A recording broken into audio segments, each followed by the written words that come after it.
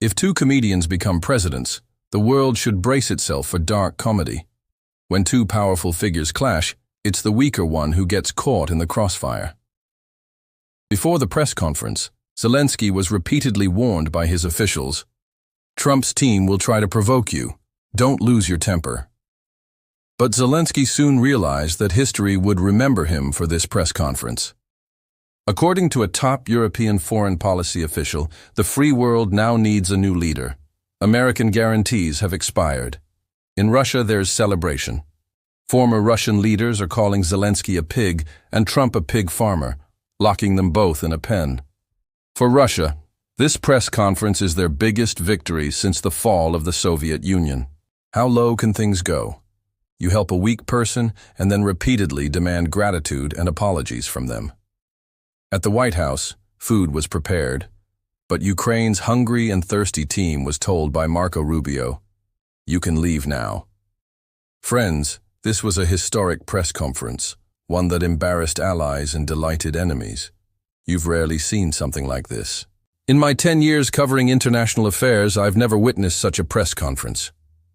While Pakistan, India, Iran, Saudi Arabia, Turkey, and Israel have never had such state press conferences, the one between the US and Ukraine on February 28 was something else.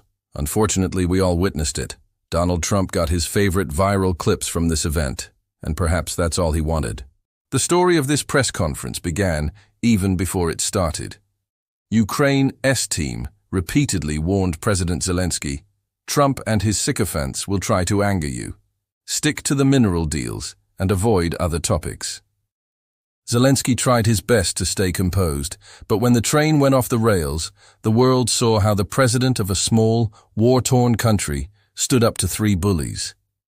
Let me tell you the full story. On February 28th, around 1 p.m., U.S. President Donald Trump invited Ukrainian President Volodymyr Zelensky to the White House for a deal. Before the deal negotiations, an open media briefing was held in the Oval Office. Trump's entire team was present. Remember, Trump had been president for 45 days, and during that time, the person he spoke to the most on the phone was Russian President Vladimir Putin. From a 90-minute call to emoji-filled messages, the media has covered it all. At the press conference, Trump repeatedly mentioned that he had spoken to Putin countless times, but he wouldn't say when the last conversation took place. The chemistry between the two was evident. Trump made it clear that he wanted to end the Ukraine war without giving Ukraine any face-saving exit. The first goal of inviting Zelensky was to bring him on board with the discussions Trump had with Putin over the past few weeks. The second goal was to get Ukraine to hand over its rare earth minerals to the U.S. in exchange for some security guarantees. This is colonialism, taking over a country's resources without offering a dignified deal. A few days before this, Trump had called Zelensky a failed comedian and a dictator, even though U.S. policy officially recognizes Putin as the dictator and Zelensky as a democratic leader. Trump prefers the friendship of the powerful and the submission of the weak. The meeting began with Vice President Mike Pence praising Trump, saying he was the only one who could stop the Ukraine-Russia war through diplomacy. He indirectly criticized previous presidents for talking big but delivering little.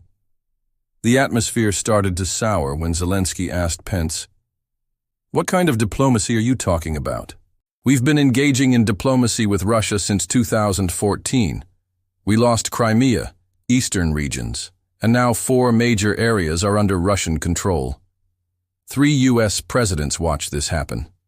What diplomacy are you suggesting that we haven't tried?" Pence had no answer.